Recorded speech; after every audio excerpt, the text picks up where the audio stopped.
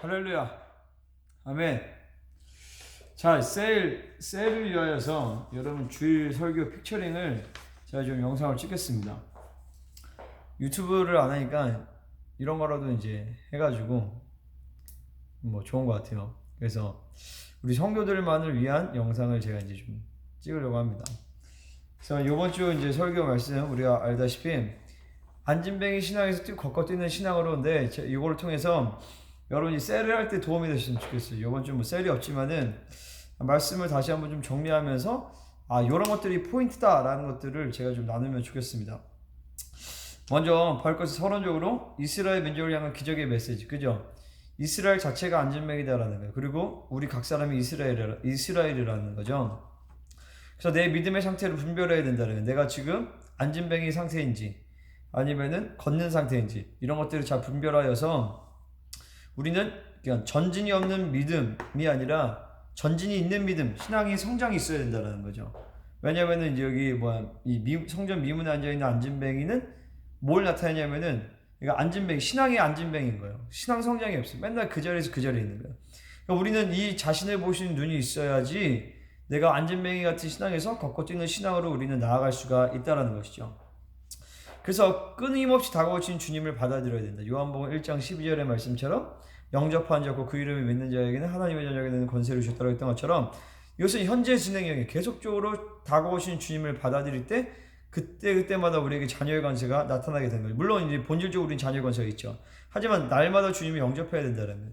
그러면서 우리는 자녀의 권세가 드러나고 이 미문에 앉아있는 안진뱅이가 아니라 걷고 뛰는 신앙으로 자라갈 수가 있다는 것이죠. 그게 이제 목사님 세 가지를 얘기했습니다. 첫 번째, 정체성을 회복하라. 2절에서 5절인데, 자, 구걸하기 위하여 날마다 미문이라는 성전문에 뒀어요. 이 안진뱅이가요. 그래서 첫 번째 문제는 뭐냐면은 바로 정체성에 대한 문제예요. 뭐냐면은 구걸하는 자의 정체성을 가지고 있다는 거죠. 구걸하는 자. 그리고 여기서 우리가 깊이 다뤄야 될 게 뭐냐면은 바로 생존 본능에 대한 문제인 거예요. 생존 본능. 이 생존 본능은 이게 쉬운 게 아니에요. 쉬운 게. 요즘 생명사역 전체적으로 가장 핫한 게 바로 이 생존 본능과의 싸움입니다. 여러분 목회자는 목회자로, 성도들은 성도로 다 자기 나름대로 생존 본능과의 싸움이 있는 거예요. 그래서 이 생존 본능을 버려야 하는 것인데 크게 제가 이제 좀 설교를 좀 정리해 보자면은 세 가지가 있습니다. 세 가지. 첫 번째 어떻게 이제 극복하냐? 첫 번째 관계성. 하나님과의 친밀함에 대한 관계성이에요. 요새 목사님 그런 얘기 하잖아요. 하나님의 자녀에서, 하나님의 친구에서, 신부로 계속 주님과의 친밀함을 가면서 우리는 생존 본능을 이겨낼 수 있다. 정체성에 대한 문제인 것이죠. 그러니까 우리가 이 관계성에 대한 문제. 두 번째는 말한 것처럼 정체성에 대한 부분. 그래서 자녀, 친구, 신부 그뿐만 아니라 무리 그래서 500명, 120명, 70명, 12제자, 그 위에 3명의 수제자까지. 최소 우리는 12제자까지는 가야 된다. 이 제자의 정체성이 중요하다는 제자의 정체성. 우리 제자들은 다 뭐였냐? 바로 순교자였다라는 거지. 그러니까 우리는 지금 이 생존 본능과의 싸움에서 가장 싸워야 될 건 뭐냐면 정체성에 대한 부분이에요. 나는 정말 제자가 맞는가? 제자는 곧 증인은 곧 순교자인 것이죠. 그러니까 이거는 대단한 신앙인이 아니라 그냥 우리가 자연스럽게 주님을 만나면은 어쩔 수 없이 그냥 필연적으로 갖게 되는 우리의 정체성이 문제다라는 것이죠. 그러니까 생존 본능은 또 이게 다 반대가 되는 거죠. 또 세 번째 키워드가 뭐냐면 바로 하나님의 나라예요. 하나님의 나라. 생존 본능에 집착하면 하나님의 나라가 보이지 않는다라는 거죠. 왜냐하면 생존 본능이라는 것 자체가 땅의 얽매임 가운데 있다는 거잖아요. 그러니까 바벨론의 5가지 욕심, 소유욕, 안정욕, 성취욕, 명예관세욕, 우상욕, 이 5가지 욕심으로 살기 때문에 생존 본능으로 살 수밖에 없고 당연히 하나님의 나라가 보이지 않는 것이죠. 그러니까 저도 그런 걸 느껴요. 내가 하나님의 나라가 보이면 생존 본능이 자연스럽게 죽어지는데 영원한 나라가 보이지 않으면 생존 본능이 올라온단 말이죠. 저도. 그래서 우리는 이제 설교 이 1대지를 통해서 내가 지금 생존 본능에 얽매이고 있는 영역이 무엇인가를 우리는 확인해보고 이거를 같이 셀 간에 나누고 처리하고 그런 시간들이 필요합니다. 두 번째는 뭐냐면요, 바로 이제 예수의 이름으로 선포하고 명령하라. 예수의 이름으로 선포하고 명령하라. 그래서 안진뱅이에게 이제 얘기하죠. 나사렛 예수의 이름으로 일어나 걸으라 이렇게 얘기한단 말이에요. 마찬가지로 여기서 이제 목사님 뭐라 했냐면은 레마를 기다려야 돼. 레마가 온다는 거지. 레마가 뭐냐면 하나님의 말씀이 그냥 문자적인 하나님의 말씀이 아니라 성령의 감동에 의해서 그 말씀이 확 살아나서 내 안에 딱 계시로 다가오는 거예요. 계시로. 그 레마가 임하고 레마를 선포할 때 역사가 일어난다는 것이죠. 그 레마가 안 일어나면 어떻게 하냐? 계속 기도하면서 하나님을 기다려야 되는 거예요.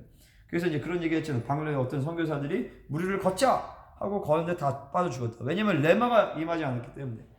그 레마가 임하기까지 계속 기도해야 되는 것이죠. 오래 모은 것은 한 번에 잘 풀어지지 않기 때문에 기도하면서 하나님의 말씀을 받고 선포의 시도로 계속 주님을 기도하며 준비해 나가야 된다는 거예요. 그리고 계속적으로 예수 이름으로 명령으로 계속적으로 선포하는 것이죠. 그때 마치 이제 뾰족한 걸로 찌르는 것처럼 계속 귀신들이 그렇게 이제 힘들어하고 괴로워하기 때문에 우리는 이 예수 이름의 권세와 능력을 가지고 계속 선포하고 또한 동시에 하나님이 정말 일하실 수 있는 레마가 임하기까지 우리는 하나님을 기다릴 수 있어야 된다는 것이죠. 세 번째로는 뭐냐면 바로 진정한 회복은 바로 예배자가 되는 것. 이런 얘기를 하시죠. 뭐라 하냐면 이 사람에게 대한 진짜 축복은 치유된 게 아니라 예배자가 됐던 것이다.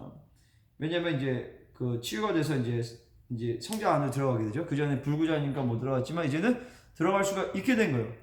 그래서 거기서 나 치유됐네, 좋아, 행복해가 아니라 바로 하나님 앞에 나아가서 그분 앞에 예배하는 자리로 나아갔다는 것이죠. 그러니까 우리가 여기서 뭘 봐야 되냐면 첫 번째로는 과연 우리는 어떤가? 하나님이 은혜와 축복을 주실 때에 혹은 영적인 돌파를 주실 때에 나는 그 성전 미문에서 좋아하고 마느냐? 아니면 내가 성전 안으로 들어가서 하나님을 경배하는 자리로 나아가느냐? 근데 진정한 축복은 치유된 것 자체가 아니라 은혜를 받은 것 자체가 아니라 바로 하나님을 경배하는 자리로 나아갔다라는 것이 그게 진정한 축복이라는 것이죠. 그래서 우리는 모든 초점을 바로 다 하나님께 해서 문제든 축복이든 다 하나님께 하나님 중심으로 가져가야 된다 이렇게 말씀하시고 또 뭐라고 하시냐면 히브리서 4장 16절의 말씀처럼 때를 따라 돕는 은혜를 얻기 위하여 은혜의 보좌 앞으로 담대히 나아가라는 것이죠. 그러니까 우리는 이 안진뱅이 같이 치유돼야지만 가는 게 아니라 이미 주님은 모든 치유를 완성하시고 성소와 지성소를 구분한 휘장을 찢어 놓으시고 우리에게 언제든지 그분 앞에 나아갈 수 있는 문을 열어 놓으셨다는 거예요.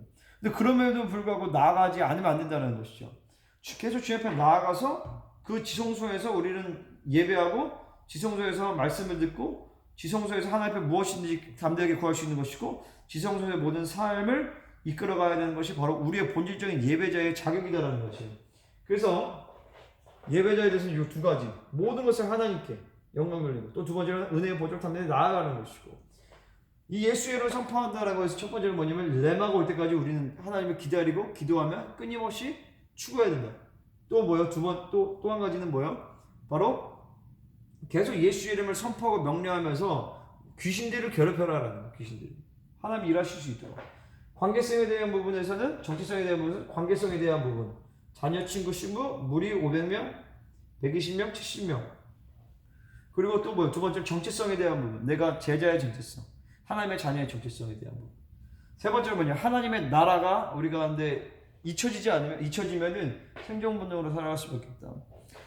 그래서 결론적으로 머물거리지 말고 두려워하지 말고 그 성전 미문의 안진뱅이를 하나님이 보시고 그게 말씀하셨듯이 우리의 삶 가운데서 계속 좀 하나님이 우리를 지켜보시고 우리에게 말씀하신다는 것이죠. 일어나 걸으라. 그런 역사가 일어나기를 축원합니다. 이렇게 말씀 마무리되는데 그 세 가지를 따라서 우리는 생존 본능과의 내가 지금 어떤 영역에서 싸우고 있는지를 좀 같이 나누고 기도할 필요가 있어요. 두 번째는 뭘 적용할 수가 있냐면은 내가 레마를 기다리고 있는 영역은 어떤 영역인가? 하나님의 정말 일어나 걸으라. 예수 이름으로 일어나 걸으라 라고 주님이 말씀하시는 그 영역이 어디인가.